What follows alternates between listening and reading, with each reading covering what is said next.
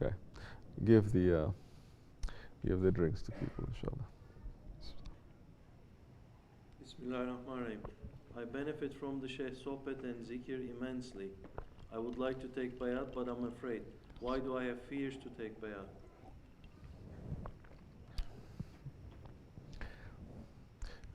It's a good question. You should ask yourself why you have your fear. But maybe I should share something from my own experience, because the Holy Prophet ﷺ says the best knowledge is the knowledge that you experience. And that's why in the way of tasawwuf it is forbidden to even speak about things in reality that you have not experienced. You cannot speak. When I met our Shaykh, it took me a while to take bayat, to have a pledge of allegiance, to be initiated. I was hesitant. There was some fear there. The initial fear of, oh, are you sure this is the right one? What if it's a charlatan? Everything, that, all those things answered very easily. Then you discover that this fear, a lot of it is not deep. It's not real. Because to find the answers to those questions, it's very simple and it's there. But is your fear based on something that you just don't want to let go? It's something else. Is that fear based on just your own experience and paranoia? That's something else. But if that fear is based on something that is real, what is real is in front of you. What if the person cheat me? Is there proof? Look. And the Quran Karim is speaking, saying, follow those who ask you no fee. It's a very simple but a very profound verse.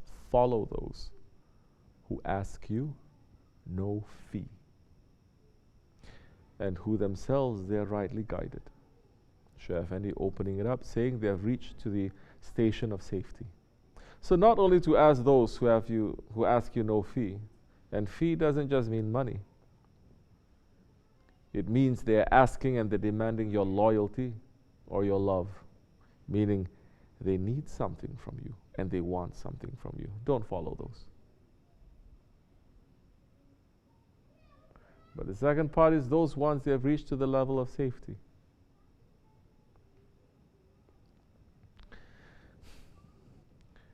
So that's simple. They're asking a fee. Is he needing? Is he wanting? Is he saying you have to do this? So many in that first, the most basic idea of fee, they already failed. Because these days, everything they ask for a fee. You want spirituality, there is a fee. You want conference, there is a fee. You want meditation, there is a fee. Oh, administration, fees, this, fee, that, fee. It doesn't matter, there is a fee. No, but that is, like I said, there's the lowest form. The understanding of that is that one is not in need of you and does not want. His need is only from Allah, or from His Prophet, or from His Shaykh.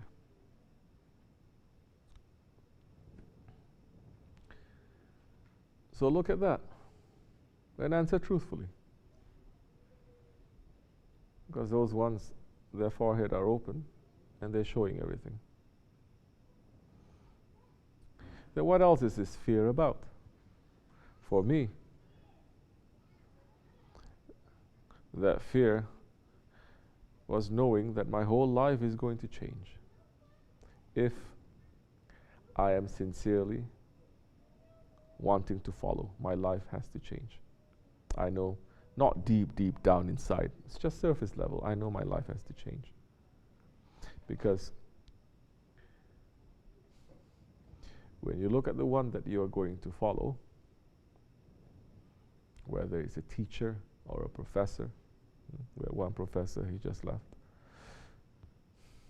or a master at a skill or an art or a profession, when you first meet him, you already know how much you want to follow. There is a pull there. And as much as you follow that one, you know that there are certain things that you have to lose. Your identity, your knowledge, in order to get the identity and the knowledge of that one that he's holding. So, it took me a while, because I know that my whole life has to change, and I don't know if I'm ready for that or not. And I'm not the kind of person who's going to commit to something like that. Then later I said, this is too hard, and to drop it. This is just me. So it took me a while. But then I discovered even that fear, that hesitation, that trepidation is not really real anyway. It's not true. I'm not being realistic. I'm not being sincere. Because I know the way is good. I know he's teaching, Chef, and he's teaching me good, teaching me to become a good person and trying to be a good servant to Allah. I know my trepidation, my hesitation is not real because I'm taking too long to decide. Whereas to follow someone else, something else, a desire to make the wrong decisions in my life, I didn't even hesitate for 1 second, maybe. So many times. I didn't need to sit down to think, to consider. And those decisions that I took that were wrong, it definitely changed my life. So what am I afraid of? Then I slowly start to understand the ego that is inside, that is going a little bit panicky.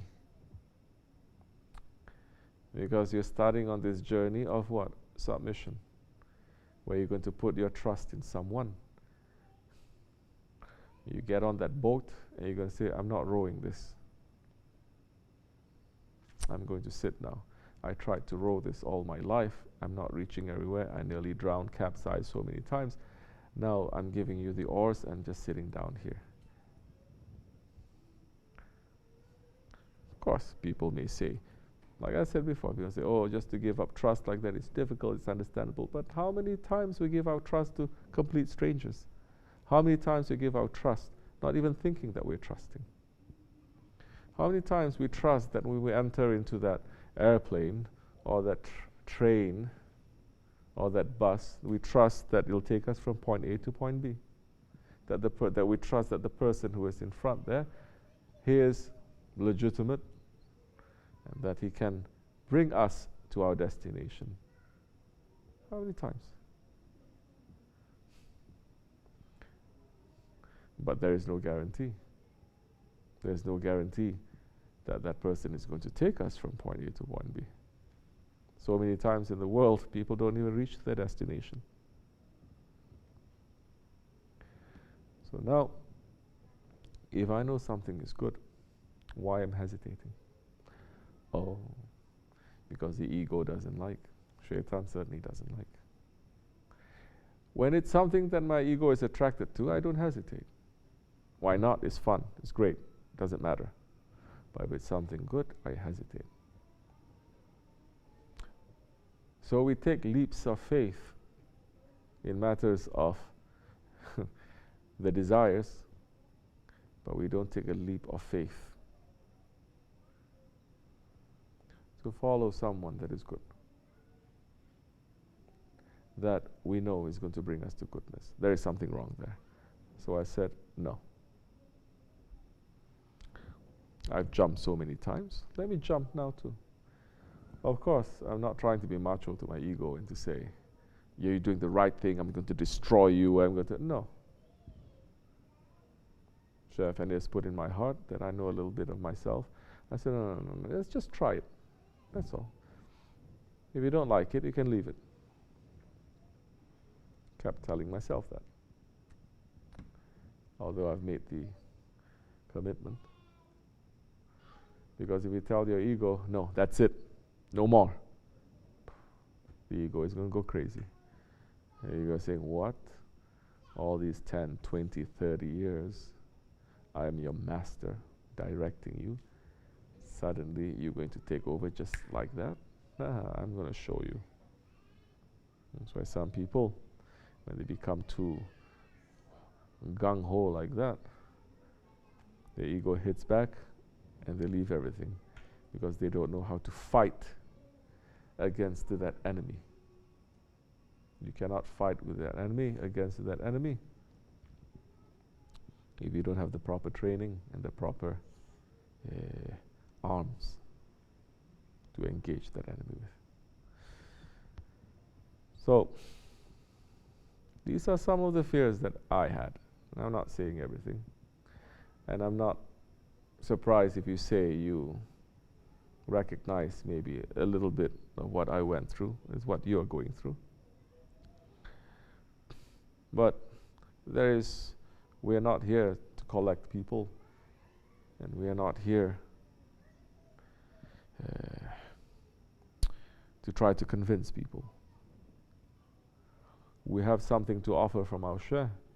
If you like, come. Stay. Welcome to those who come, farewell to those who leave. Assalamu alaikum wa rahmatullah. Ya Allah. Khair. Give the